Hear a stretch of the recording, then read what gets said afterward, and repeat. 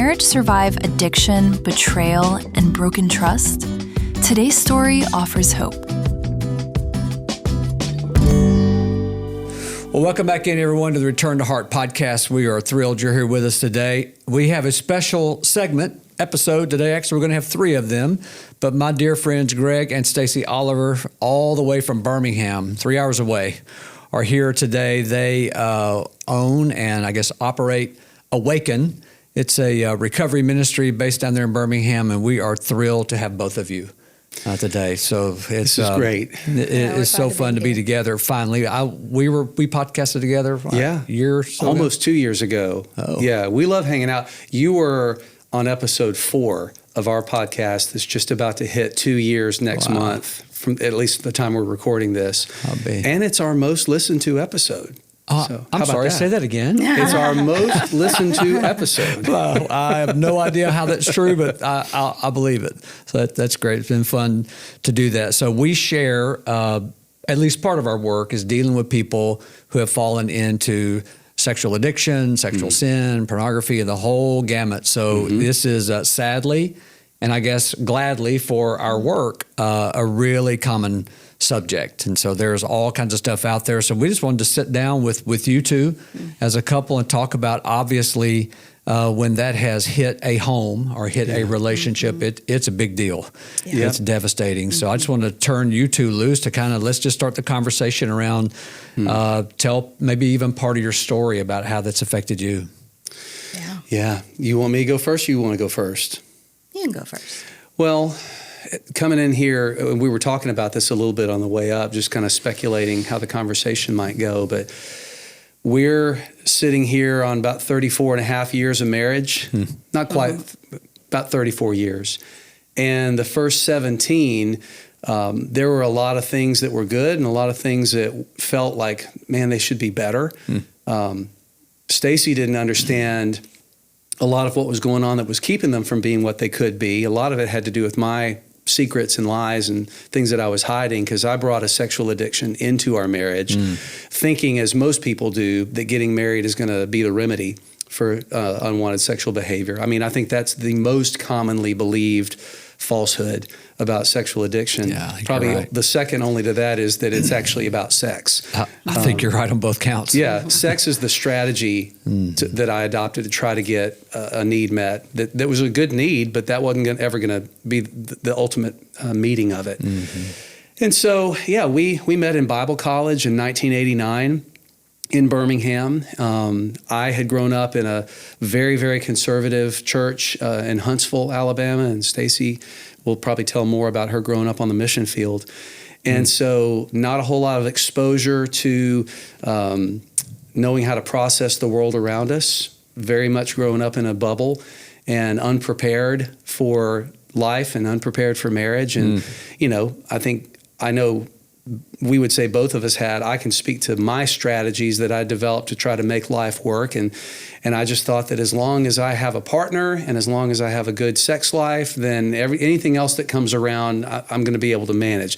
Wouldn't have given those words to it, but that was kind of my functional way that I kind of walked through life.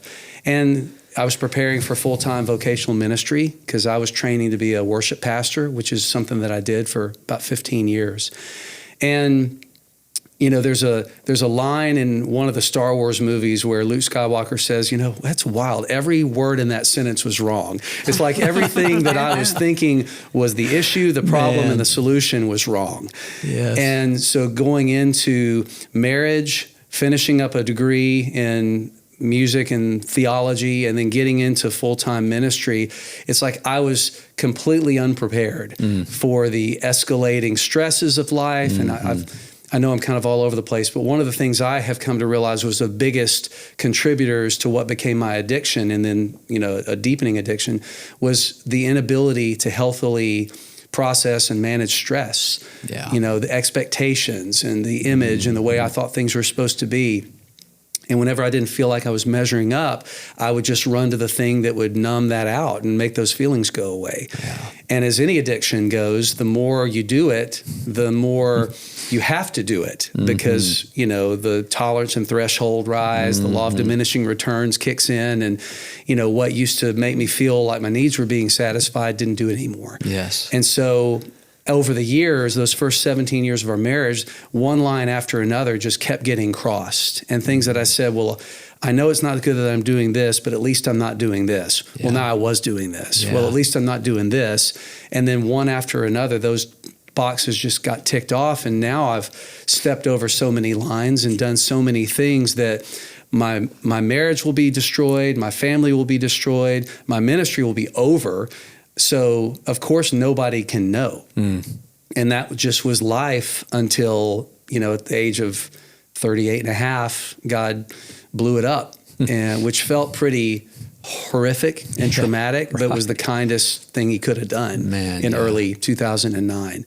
I was exposed. I didn't voluntarily disclose, and it was terrible. And it was the way it had to happen for things to start to change. That's part of the miracle of recovery, isn't it? My worst day is my best day. Right. It really is that way. You kicked off, Greg, talking a little bit about growing up in Huntsville, strict conservative family, and some of the ideas you had about life, about marriage, about sex, about satisfaction, about contentment, that kind of thing. So I want to ask you, Stacey, your version of Greg kind of talked about, okay, this is the Greg that entered marriage with Stacey. So how about the Stacey that entered marriage with Greg? Yeah, pretty similar, interestingly enough. I was in Africa growing up, West Africa. I was 9 when we moved there, and very similar, totally different environments, but the strictness, the all the rules and all of that. I would say I had an incredible biblical foundation. I had incredible Bible teachers and went to a missionary kids school. But I guess the emphasis on the rules was probably what had me thinking, like, I have to do the good and not the bad. It was just such a focus on that. And I think I also learned from a young age, like, I'm a introvert, and I'm not going to go out making waves, and I will follow the loud people. And I saw people get in trouble, and I didn't want to get in trouble. So I learned at a young age to just be good, and I did it really well. Like, I was a really good kid. I didn't get in trouble. I wasn't perfect, of course, and I got grounded for various things, but I generally followed the rules. I think I just wanted to grow up and get married and be a mom, have a family. So came back to the States after graduating high school, and went to Bible college and had just much of the same as far as the strictness and the rules. And but again, I'll obey those rules until I met Greg. No. Get away with that. Bad influence. Yeah, bad influence. We met initially, weren't that fond of each other because I thought he was kind of wild. He danced at a Christian concert. Greg. Oh, my goodness. What in the world? I didn't know that about him. I thought we were friends, Greg. Yeah. The artist invited people to come up, and just, they were, it was a Christian concert, and they were not doing anything bad. But I was like, dancing. And his hair... Well, I guess your hair couldn't have been too long because it was Bible college, but I was like... There was still a little mullet left. It was the 80s. He just had this wild vibe. And I'm like, he's just not serious for the Lord. And, of course, he's thinking about me as, goody-goody. And I didn't mean to be, but I was. I just was. We started talking... I don't know. There was one conversation we were having about a hard thing you were going through, a hard thing I was going through, and we just really... gelled and enjoyed talking, and it was easy, and started talking about dating. And then I don't know how I even told you, like, my criteria for dating, but one of them was that you don't date anybody you couldn't marry. And I knew that he wasn't training to be a missionary. So I'm like, I can't date you because you're not going to be a missionary, and I'm going to be a missionary. And I didn't feel a call from the Lord. I don't think that it was that spiritual. It's just what I knew. And so we had to have that conversation for a while. Finally found a loophole. He said he'd be willing to go if God made it clear that that was what he wanted him to do. And I said, oh, okay, well, as long as you're willing, that'll work. Got the box checked. Thank goodness. Yeah. So we started dating. And, I think in different ways, I wasn't thinking about sex and the things like you were, like marriage would fix it and all of that. I just had this idea that when we got married, we would just have this great ministry life. Mm-hmm. We would be in full-time Christian ministry, which is what I grew up with, so felt comfortable. I will say, we were physical in our dating and engagement, very much and too much, and there was all the guilt, all the shame, because I had not even kissed a boy before, Greg. So thinking, though, that, I guess in that way, I was thinking, as soon as we get married, it'll all be fine and we won't have to feel guilty. And, your body doesn't just make that connection that on this day it's a sin and on this day after saying some words, right? Yeah. Very important words, but that it's all going to be beautiful. And nobody talked to me, Nobody. It was just, don't do it. Don't be alone with a boy. Don't do anything physical with the boy before you're married. And there's nothing about it being good and beautiful and playful and all the things that it is God designed it to be. There was just none of that. And so honeymoon was not great. We would both say that. And so it just started, I think, I know for you, just kind of feeding. It was supposed to be the apex, and it wasn't what the impossible thing I built it up to be. So I think, I will say, not knowing anything that he was struggling with, I didn't know anything that was going on with him. We were best friends by the time we got married, I think. So we have this great solid foundation, which I think is part of how we're still sitting here today together. But I think we had a good marriage. It just, at some point along the way, I was like, is this like it? It just seems kind of, seem like roommates. We get along pretty well. We don't really fight that much. When we do, it can get pretty heated. But I just had no idea what the struggles were. Yeah. So. Boy, and that is, you are describing, as you two well know, this is an oxymoronic way to say it, but you are describing a perfect storm for how sex addiction just becomes pervasive in a relationship. Good boy in terms of upbringing and Bible college, mullet notwithstanding, dancing at the concert notwithstanding, good girl, missionary kid, having all these thoughts, and you, Greg, having a secret life, calling card of addiction, a secret life. And Stacey said you said very matter-of-factly a while ago, like, well, gosh, I didn't know what was going on. So I'm just thinking, like, man, y'all are describing how it almost always happens in this type scenario. Yeah, variations on a theme. Yeah. So tell me, Greg, a little bit, what is it that you brought in? You talked about your thinking about things, and man, you're right. How would you like to have $1 for every time you've heard someone say, gosh, I thought getting married would fix all this? And that, man. I have a lot of dollars. A lot. It makes sense on a logical side of things, because I think, man, sex, acting out sexually really brings satisfaction. Yeah. What I don't know, it's a dopamine surge and an oxytocin dump and all these things that happen in the brain. My brain is getting wired more and more, increased tolerance, as you said earlier, Greg. And so I just think, oh, well, this is easy math. I think, Stacey's really pretty and I want to marry her. And so when that happens, then the math works. Well, I think that for me, it was this formula of, okay, what I'm doing now is the counterfeit.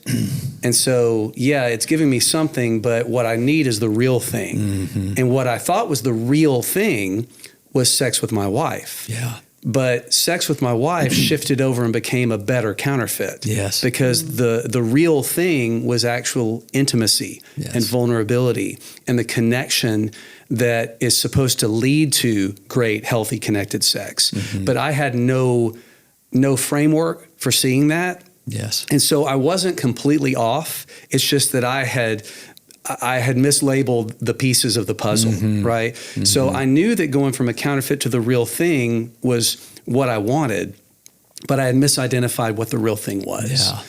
And I mean, honestly, I didn't get the kind of clarity I feel like I have even on that now until probably years into recovery, you know, because it's just an ever evolving deepening of understanding. Yes. That is one of the greatest blessings and gifts and benefits of having this secret out in the light so that you can really move in a growing and healthy direction.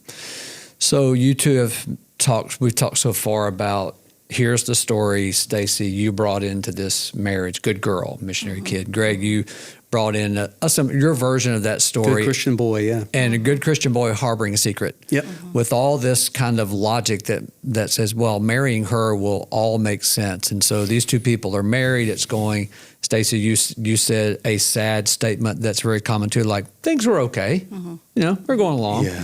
Not terrible. Hey, we fought and it was pretty bad. But then, you know, we did that awkward dance and somehow it got better. We just kept going.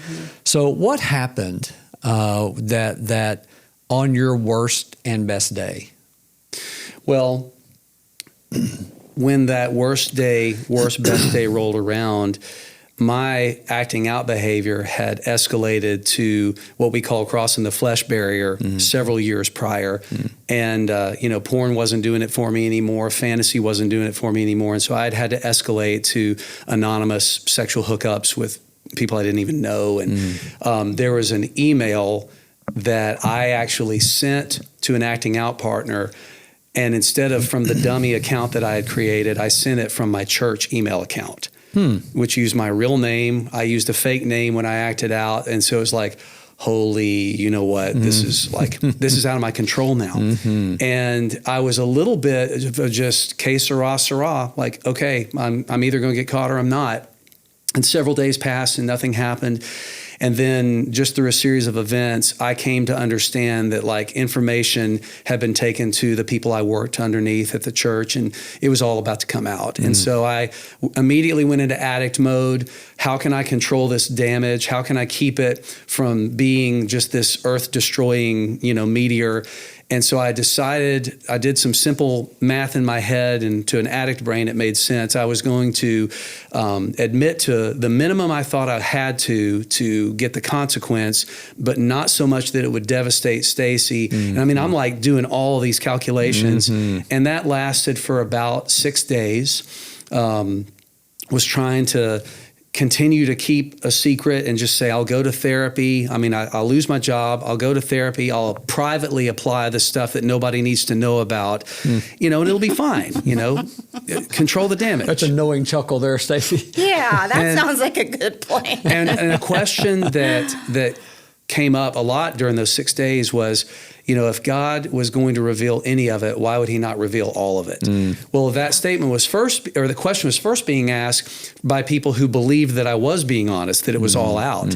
But like, it wasn't all out. And so eventually God just wore me down and I felt like I was dying. So 6 days after the first phase, the first wave of the crater, came the second, and everything came out. Wow. And I think that, you know, I'm not ever perpetuating continuing to lie. But even when I'm doing things sinfully and clunky and addict driven, I think God was even sovereign over that, because I think that maybe hearing it all at once would have been too much for Stacey. And he gave her that week to begin getting support in place so that when the final bomb dropped, she had, I think, even greater capacity than those first 6 days. I don't know if you feel that way about it, but it was awful. Yeah. But at the same time, it was like, okay, it's out and we know what we're dealing with now.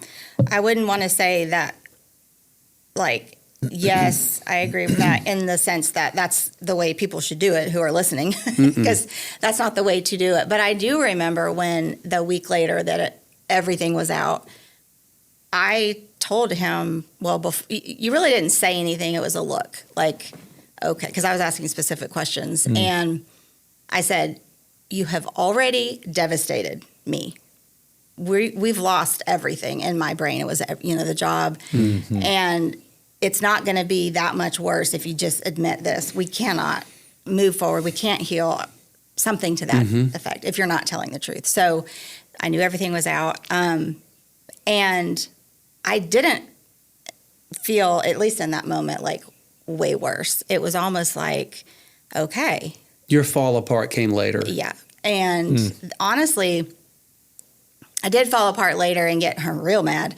Found all the cuss words. I had found some probably that first week, but I feel like I got in touch with a lot of them.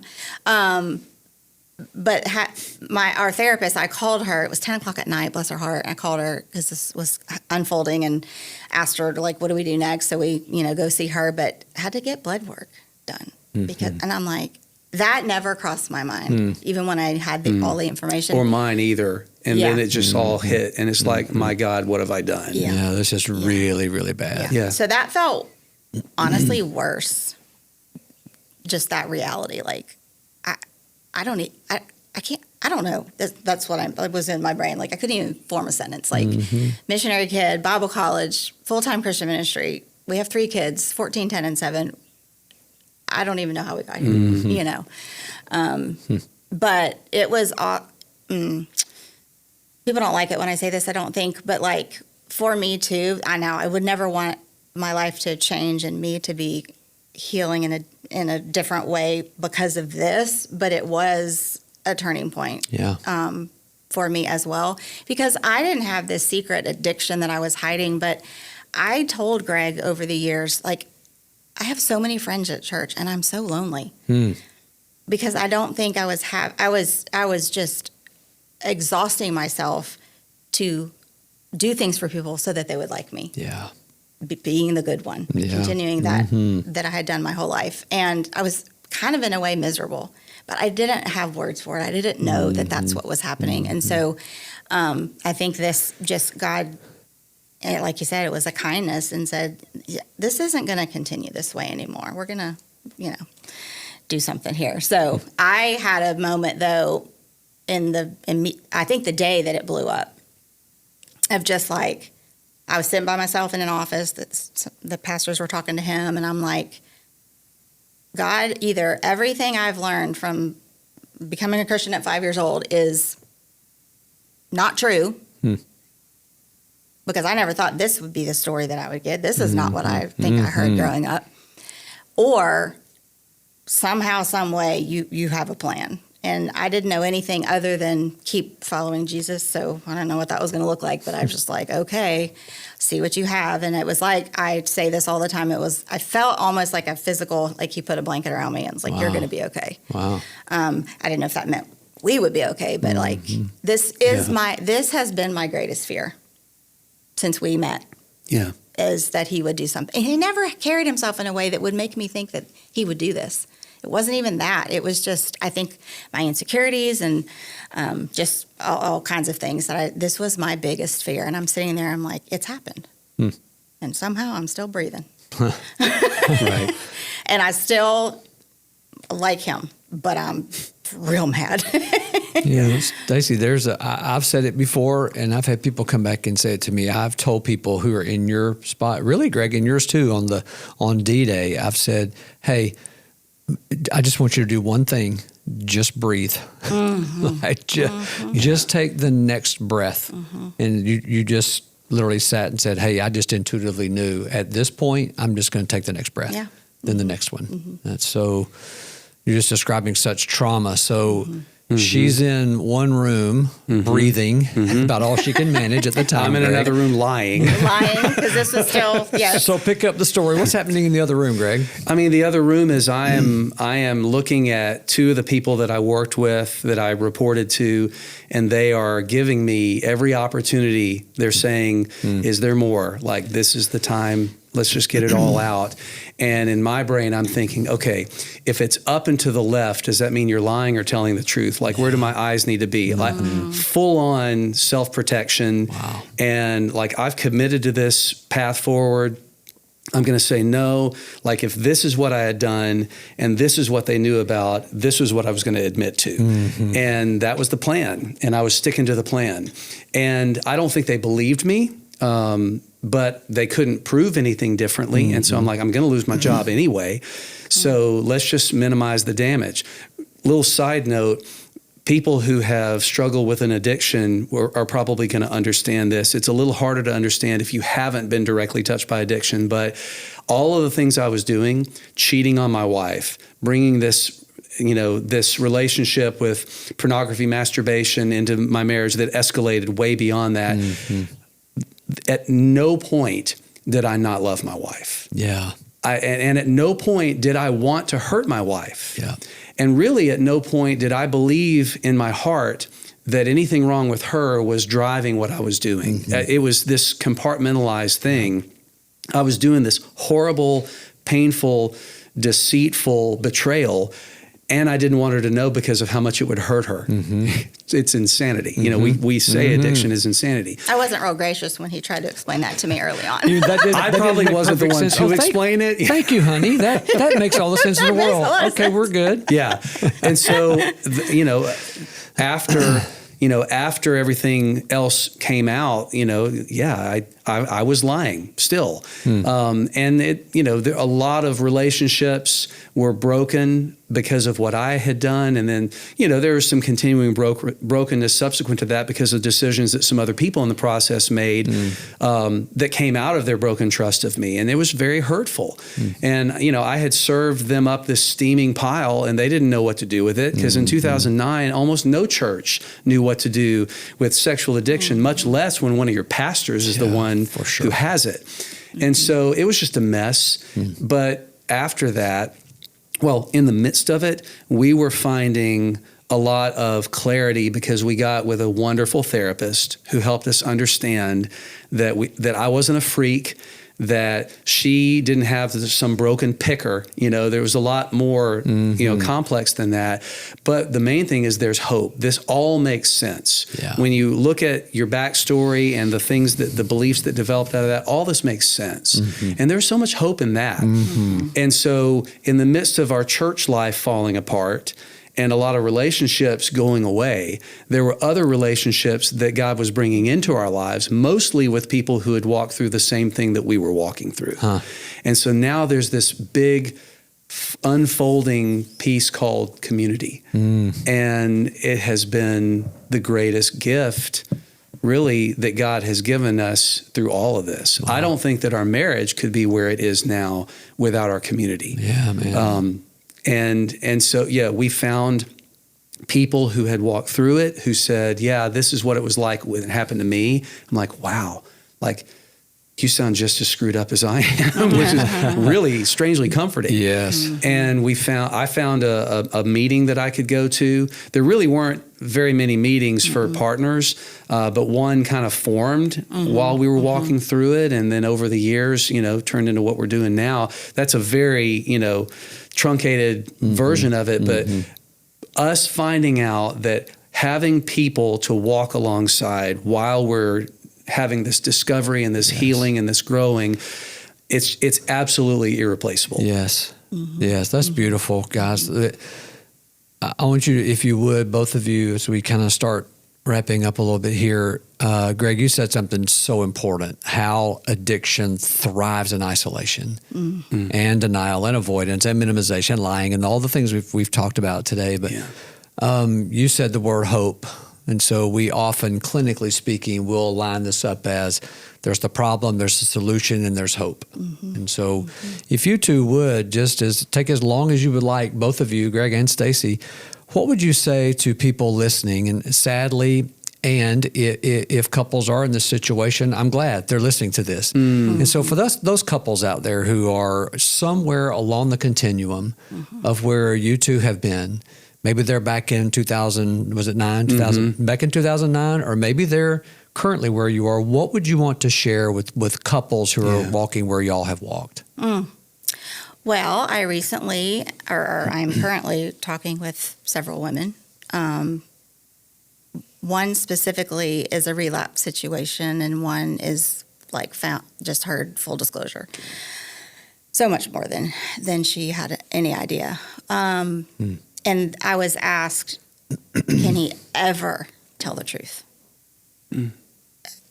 I don't know. I don't know how we can get through this. And can I ever get to where I don't want to just send him packing, Yes. And I mean, the answer is yes, he can learn to tell the truth. And yes, you can get to a point where you are reconciled.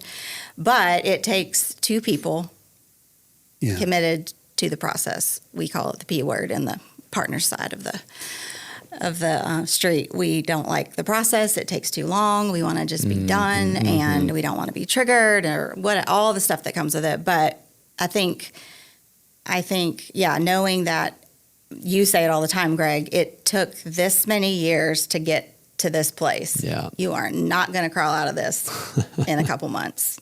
And so when our therapist said 3 to 5, I said, how long is this going to take? Because I'm thinking of him to get fixed, She's like 3 to 5 years. And I think I cussed. Like, what the actual are you talking about? I couldn't pretty sure fathom. you did, Stacey. No, I'm sure I did. But it's not 3 to 5 years of the day one. It's not like that. It's a roller coaster. Yeah. And so I say, it's a long process, but there's healing whether you stay married or not. You can. I have one friend in particular, walked with her, and it ended in divorce. And she is living a beautiful, healed, also sad at how things went, but she's just beautiful and loves Jesus. And I just love that. I hate that the relationship went the way it went, but like seeing God heal her in the midst. I mean, not healed, 100%, as we won't be until we see Jesus. But yeah, did I answer the question? You did. You're beautifully saying it, Stacey. It's like, the neuroscience people call it limbic revision. It just takes a while for the filter to change. And there's wisdom in, you and I are going to talk later in another episode about this more, Stacey, but it just takes time for the filter. Not only did it grow slowly, Greg, like you say, over time, but it also changes again over time. And I think that's such an important thing on both, quote, sides of this, but certainly as the partner side, I think that's one of the most important things that anyone could say or know. Like, it's going to vacillate, and you're going to have cussing days and rejoicing days. That's right. And a lot of times those are the same day. Some of the same day, same hour, same minute. So I just think that's very important. I'm so glad you kind of double clicked on that, people. Yeah. When you ask about the question about hope, the thought that popped into my head, and I want to I haven't developed it, but this is what I want to talk about.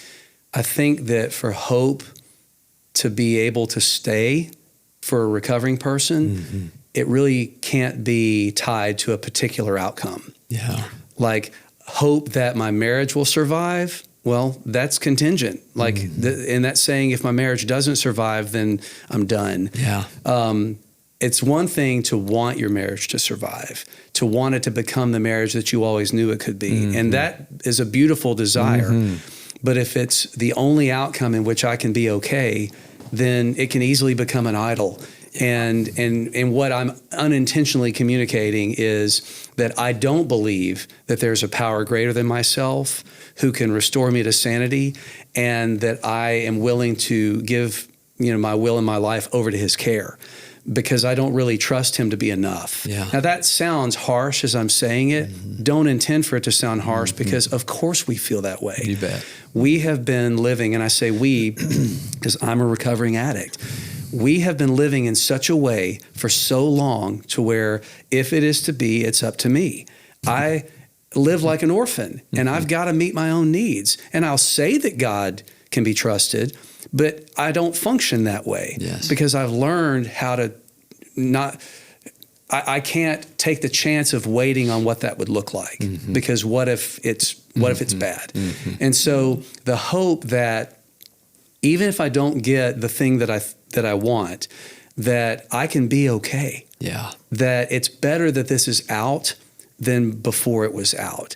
And sometimes I just have to say to people who are kind of in the square one spot, it's okay if you don't trust me, but it's good that it's out. Yeah. Because the way you were living was unsustainable. And now there's hope that things can be different. And sometimes it's got to start with that little nugget. What if it was possible that life could get better? Yeah. you have to believe that it could before you believe that it will. Like I was just quoting a couple of the 12 steps, and, step 1 is that my life is unmanageable. What I've been trying isn't working. Yeah. Step 2 is that I came to believe that there is a power greater than me. I call him Jesus, who can restore me to sanity. And step 3 is making a decision to turn my will and my life over to his care. And there's an old AA saying about step 2 is, first you come, just show up. Then you come to, which is the realization, and then you come to believe. And so, like, if all they can have in terms of hope is, if there's a chance that life could be better than it has been, is it worth walking down that road? And take that first step. And thank God you took that first step. Now take the next step. Yes. So things can be better. God doesn't want you to live like this. You were created not just to have eternal life so that when you die in this miserable, addictive existence, at least you get to go to heaven. We were meant to have eternal life, but we were also meant to have abundant life. And that's the part that so many of us are missing, because of the strategies and because of the lies that we believe. So as far as a hopeful message, what if it could be different? Yes. And then if they take that first step, I think they start to realize often that it can be. And then they start to realize it. Yes. That's a great word. Thank you for that, both of you. So as God would have it, you're talking about people in a free fall, like, oh no, now what? And contingency planning, and it's all up to me and those other things. And then what you're asking people and challenging people to do is to just take the step to come so they can come to believe. And God has granted the two of you a ministry that catches people that do that. So how's the best way for folks to get in touch with y'all? Yeah, awakenrecovery.com. Okay. And if you are a man who struggles with unwanted or addictive sexual behavior, a woman who is in a relationship with one of these men, or even a woman who struggles, because that is a gap that's rapidly closing. Yes. I'll just be honest, that has been the hardest community for us to develop, because a lot of women have such deeper levels of shame with having what they still believe is a man's problem that they don't really reach out. But we actually have some help, but we also have some places that we can refer people to that are doing that more effectively than we are. Awakenrecovery.com. We have recovery meetings every week, multiple meetings for men. We have a virtual meeting for women, for partners who are, no matter where you live, you can be a part of that. 3 weekly virtual meetings for men. And so, you can find out about how you can get that community piece going. But we also offer intensives and workshops, as I know that Tin Man does as well, for people to get some of these dots connected. We'll refer people to therapists that can help, therapists, coaches, counselors that can help them in this. And then we have a really soft spot for walking alongside ministry leaders, because if I hear one thing most consistently from church leaders, it is, nobody taught me how to do this in seminary or Bible college. And so because I had a foot in both worlds as an addict and as a pastor, I can help people understand when somebody shows up in your office and they're presenting this way, all you know is what they're letting you see. There's so much more going on under the surface. And so we do cohort groups for ministry leaders who want to have a deeper understanding so that they're actually helping more and not inadvertently hurting in situations that are already really bad. So no matter if you're a person who needs that kind of community and help yourself, or if you're in a helping profession and you just want to get better at it by rubbing shoulders with people who do similar work to you, awakenrecovery.com is a good way to find out. That's fantastic, man. Love having you as friends. Love having you as guests. Thanks for coming today. Thank you. It's been great, Phil. Enjoyed the time very much. Yeah. So thanks for joining us today. Look for awakenrecovery.com, tinman.org. And we literally and figuratively partner together to give you all the help we can possibly give you. So thanks again, guys. Thanks again for joining us on Return to Heart. To access resources mentioned on this program or to find out more about Tin Man Ministries, please go to tinman.org.